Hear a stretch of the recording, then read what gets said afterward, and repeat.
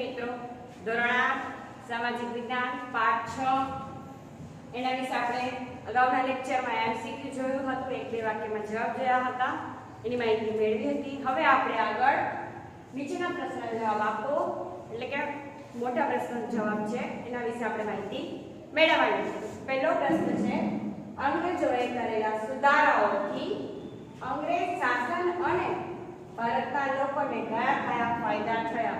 તો ફાયદા કયા થયા આપણને એના વિશે આપણે માહિતી મેળવવાની છે. તો પહેલું છે, બ્રિટિશ શાસનના સુધારાઓ અંગ્રેજોના હિત માટે જ હતા. એ આપણે જ્યારે ભણ્યા હતા પાઠ ત્યારે એના વિશે આપણે ચર્ચા કરી હતી. તેમ છતાં રાષ્ટ્રવાદના ઉદ્દેશ માટે એ ભારત માટે તે આશીર્વાદરૂપ બન્યા હતા. જ્યારે સુધારા કર્યા ત્યારે એનો વિરોધ તો હતો જ, પણ પાછળથી એ જે ફાયદા આપણને ખૂબ થયા. હવે કયા સુધારા કર્યા જેથી આપણને ફાયદા થયા એના વિશે હવે જોઈએ. તો પહેલું, અંગ્રેજી કેળવણી પામેલો વર્ગ વિશ્વના પ્રવાહોથી માહિતગાર થવા લાગ્યો. કારણ કે વાંચતા લખતા આવડી જાય એટલે ખબર જ પડે કે હવે તો આપણી બુદ્ધિ દોડે છે કે આ શું કહેવા માંગે છે. જે લખેલું છે તે વાંચી શકે છે તો સમજણ પણ પડે. તેથી વિશ્વના પ્રવાહોથી માહિતગાર બન્યો. હવે બીજું જોઈએ, દેશમાં સમાજ સુધારણા અને રાષ્ટ્રીય જાગૃતિના કાર્યમાં ખૂબ અગત્યની ભૂમિકા ભજવી હતી. રાષ્ટ્રીય જાગૃતિ અને બીજું છે સમાજ સુધારણા. દાખલા તરીકે સતી પ્રથા, વિધવા પુનર્લગ્ન અને કેવા રિવાજ હતા જે આપણા સમાજમાં હતા એ સમાજ સુધારણા માટેના અનેક એવા કામો કર્યા. ત્રીજું, વર્તમાનપત્રો, તાર, ટપાલ અને રેલવેથી ભારતના લોકો એકબીજાની નજીક આવ્યા. અંગ્રેજોનો મુખ્ય ઉદ્દેશ હતો કે રેલમાર્ગ દ્વારા માલની હેરફેર થાય, પરંતુ પાછળથી તો માણસો પણ મુસાફરી માટેનું એક સાધન બની ગયું, એટલે માણસો એકબીજાની નજીક આવવા લાગ્યા. અને બીજી એક ખાસ કાવડા મોટા ભારતમાં, આપણું ભારત વિશાળ છે, તો વિશાળ ભારત પર નજર રાખવા માટે તાર, ટપાલ અને રેલવેની સુધારા કર્યા.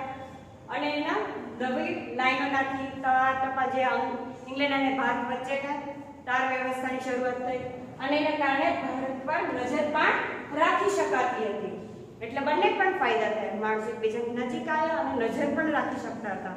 હવે આગળ જોઈએ. ચોથું, દેશનો વહીવટ કરવા માટે અંગ્રેજોને અંગ્રેજી ભાષા જાણનારા કર્મચારીઓ મળવા લાગ્યા.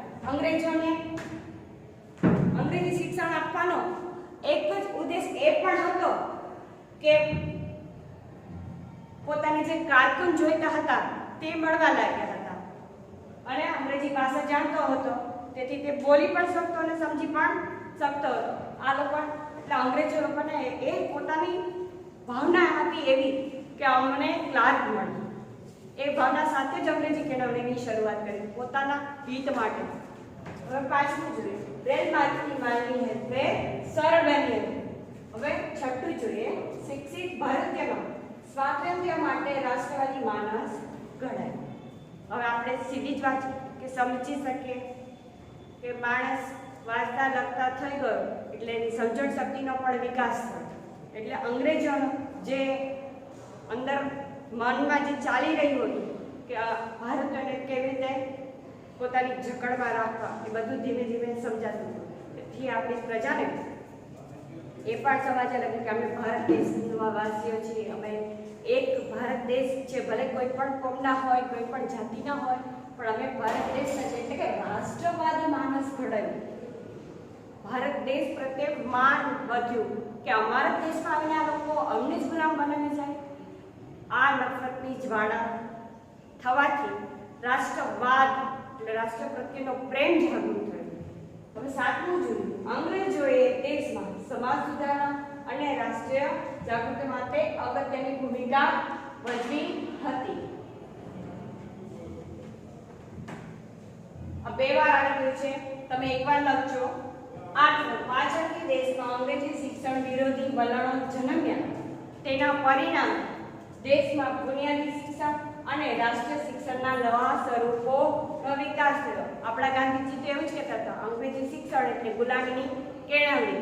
એના લીધે જ આપણે રાષ્ટ્રીય શિક્ષણ અને બુનિયાદી શિક્ષણના નવા સ્વરૂપોનો વિકાસ થયો.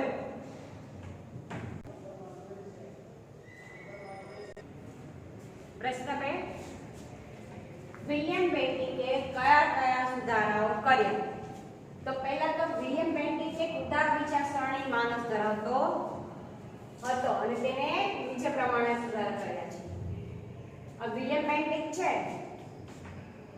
તેનું માણસ ઉદાર વિચારસરણી તરીકેનું હતું, તેથી તે સૌથી વધારે માન પામ્યો. આપણને ખબર છે અમુક માણસ સંકુચિત હોય, અમુક માણસ છે એને બહુ બોલવા જોતું હોય, અમુક માણસ શાંતિથી બેસી રહ્યો હોય. તો આ બધા ગુણો છે. કોઈને મદદ કરવી કોઈને ગમતી હોય અને કોઈનામાં રસ લેવાનો પણ હોતો નથી. તો આ વિલિયમ બેન્ટિકની આપણે વાત કરીએ છીએ. તે માણસ છે કેવો છે? ઉદાર વિચારસરણી ધરાવતો માણસ તો હતો જ, પણ માણસ એટલે કે એના જે ગુણો હોય તે. વિચારસરણી કેવી હતી? ઉદાર હતી. ઉદાર વિચારસરણી માણસ ધરાવતો હતો. હવે જે સુધારા કર્યા એના વિશેની આપણે માહિતી મેળવીએ. બેન્ટિકે કંપનીના વહીવટમાં ભારતીયોને સ્થાન આપ્યું. પહેલા ફક્ત અંગ્રેજોને સ્થાન હતું, ભારતીયોને કોઈ સ્થાન નહોતું. એની કિંમત નહોતા કરતા ભારતીય પ્રજાની. સાવ કોડીની કિંમત કરી નાખી હતી ભારતીય પ્રજાને. પણ બેન્ટિકે ભારતીયોને સ્થાન આપ્યું. હવે આગળ જોઈએ. અદાલતમાં ન્યાય માંગવા આવનારને માતૃભાષાનો ઉપયોગ કરવાની રજા આપવામાં આવી કે તમે જે ભાષા બોલો છો એ ભાષા તમે બોલી શકો છો. ન્યાય માંગવા જાય, અદાલતમાં જાય ત્યારે તમે માતૃભાષાનો ઉપયોગ કરી શકો એની છૂટ આપી બેન્ટિકે. બેન્ટિકે ઈસવીસન 1829માં સતી થવાનો રિવાજ પર પ્રતિબંધ મૂક્યો. અને આગળ જોઈએ તો બેન્ટિકના સમયમાં શિક્ષણ સમિતિની પણ રચના થઈ હતી અને તેણે મેકોલર નામના ધારાશાસ્ત્રીની મદદથી ઈસવીસન 1834માં ભારતમાં અંગ્રેજી શિક્ષણની પદ્ધતિની શરૂઆત કરી હતી. તેણે કેળવણી માટે દર વર્ષે લાખનો ખર્ચ કરવાનું આયોજન કરવા શિક્ષણ સમિતિની રચના કરી હતી. તેણે ચાર્લ્સ ભલામણથી ઈસવીસન 1857 મુંબઈ, ચેન્નઈ અને કોલકાતામાં યુનિવર્સિટીઓની સ્થાપના કરી. હવે આપણે આગળનો પ્રશ્ન જોઈએ કે જમીન મહેસૂલ એટલે શું? આપણે કયા કયા કર ભરીએ છીએ તેની યાદી બનાવો. તો જમીન મહેસૂલ એટલે શું તેના વિશે જોઈએ. જમીનના ઉપયોગ માટે સરકારને ભરવાનો વેરો તેને જમીન મહેસૂલ કહેવાય છે. ફરીથી જોઈએ એક વાત. જમીનના ઉપયોગ માટે સરકારને ભરવાનો વેરો તેને જમીન મહેસૂલ કહે છે. વેરો એટલે ટેક્સ. અત્યારે આપણે ટેક્સ કહીએ છીએ તે. હવે આપણે અનેક કરવેરા ભરીએ છીએ જે આ પ્રમાણે છે. પહેલું ઘરવેરો. આપણે જો પોતાનું મકાન હોય તો ઘરવેરો ભરવો પડે. પાણી વેરો. આપણે ઘરે જે પાણી આવતું હોય તો પાણી વેરો ભરવો પડે. દિયાબત્તી, જે દિયાબત્તી હોય છે, લાઈટ થાય છે, સ્ટ્રીટ લાઈટ, તો દિયાબત્તી વેરો પણ ભરવો પડે. હવે આગળ જોઈએ સફાઈ વેરો.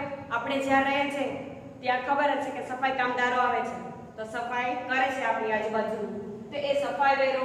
પછી આવક વેરો. આપણે જે કમાતા હોઈએ એની આવક સરકારને બતાવવી પડે, તેના પર વેરો ભરવો પડે, એટલે અમુક કિંમત નક્કી થયેલી હોય છે.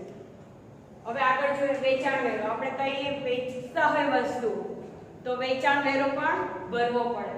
સર્વિસ ટેક્સ, ગેઇન ટેક્સ, આવા અનેક પ્રકારના વેરા છે જે આપણે સરકારને ભરવા પડે. અને આગળ જોઈએ તો ગામડાઓમાં કે આપણા હાલના પણ અનેક એવા ગૃહ ઉદ્યોગોનો વિકાસ થયો છે. કેવા? તો કે અગરબત્તી બનાવવાનો ઉદ્યોગ, મરી મસાલાનો ઉદ્યોગ, તાળા બનાવવાના ઉદ્યોગ, આવા અનેક ઉદ્યોગો છે. પાપડ બનાવવાના ઉદ્યોગ, તો આવા અનેક જે કહી શકાય ગૃહ ઉદ્યોગો છે. હવે આપણે આગળનો પ્રશ્ન જોઈશું.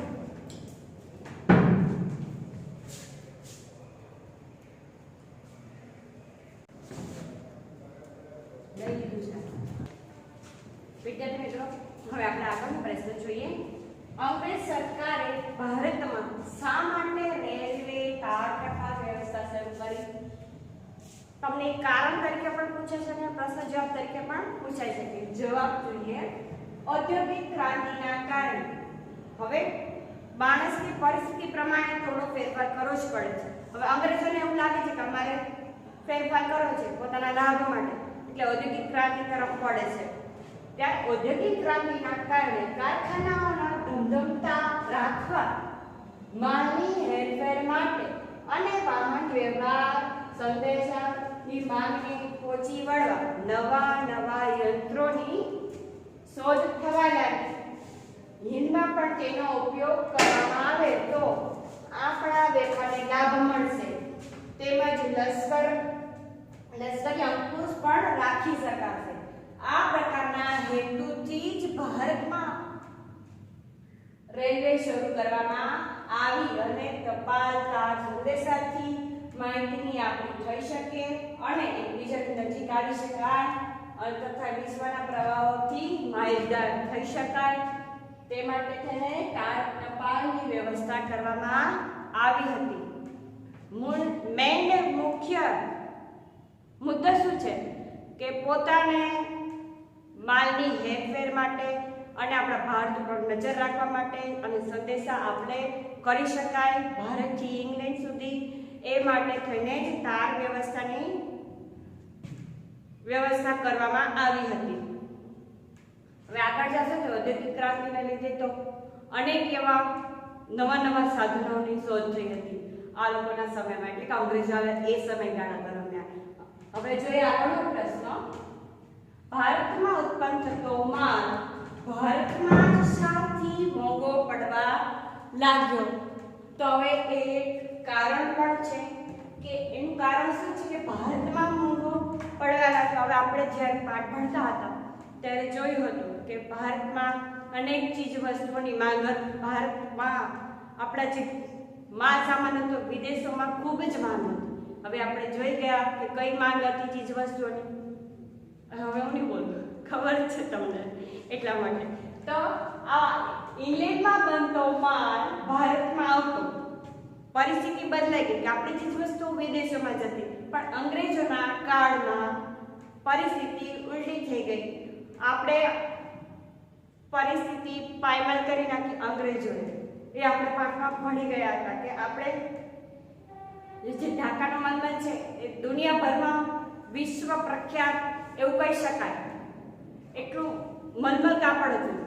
તો આ જ પરિસ્થિતિ બદલાઈ ગઈ કે અંગ્રેજોનો બનતો માલ ભારતમાં આવવા લાગ્યો અને તેના પર જકાત નહોતી નાખવામાં આવતી. પરંતુ બીજું શું થયું કે ભારતમાં ઉત્પન્ન થતો જે માલ હતો તેના ઉપર 80% જકાત નાખવામાં આવી. એનાથી શું થાય તો કે કરવેરાની આવક ઘટી જાય. ભારતમાં કરવેરાની આવક તો અંગ્રેજો ભરે નહીં એટલે કરવેરાની આવક ઘટી જાય. ભારતમાં જ એ માલ મોંઘો પડે કારણ કે એને 80% જકાત નાખી, એટલે ભારતમાં માલ મોંઘો પડવાને કારણે આવી અંગ્રેજોની ભેદભાવની નીતિ હતી જકાત માટે. તેથી ભારતમાં ઉત્પન્ન થતો માલ ભારતમાં જ મોંઘો થવા લાગ્યો. હવે એક પ્રશ્ન છે, કાયમી જમાબંધીનું શું પરિણામ આવ્યું? તો જવાબ હું તમને કહી દઉં, તમારે લખવાનું છે, એ તમારું હોમવર્ક. કોર્નવાલિસે જમાબંધી અમલમાં મૂકી હતી, એ તમને ખ્યાલ છે. એનું કારણ એક જ છે કે એને નિયમિત રૂપે મહેસૂલ આવક નક્કી થઈ જાય. જમીનદારોને જમીનના હક આપ્યા અને ખેડૂતોને પોતાનું મહેસૂલ ગમે તે રીતે ખેતીવાડીના ભોગે પણ ભરવો પડતો હતો. ટાઢ તડકો જે કોઈ પરિસ્થિતિ આવે તે બધી જ પરિસ્થિતિમાં ખેડૂતોએ ખેતીકામ કરવું જ પડતું. એ કંઈ જોયું જ નથી અંગ્રેજોએ કે અમારી પરિસ્થિતિ કેવી છે. અંગ્રેજો પણ જોયું કે ખેડૂતોની શું પરિસ્થિતિ થાય છે. મહેસૂલ વધારેમાં વધારે ઉઘરાવા લાગે, તેના કારણે કે જમાબંધી અમલમાં મૂકી તેના માટે. અને અંગ્રેજોએ જમાબંધી અમલમાં મૂકી તેથી ખેડૂતો મહેસૂલ ભરી શકતા નહોતા કારણ કે મહેસૂલ વધારે લેતા હતા. અને ખેડૂતોએ મહેસૂલ ભરવા માટે પોતાના દાગીના પણ વેચી, ખેડૂતોએ પોતાની ખેતરો પણ વેચી નાખ્યા. અને દુષ્કાળ પડે છે તો પરિસ્થિતિ પણ વધારે ખરાબ થવા લાગી. તો આ એના બધા પરિણામ છે, એ તમારે લખવાના છે. હવે આગળનો પ્રશ્ન જોઈએ.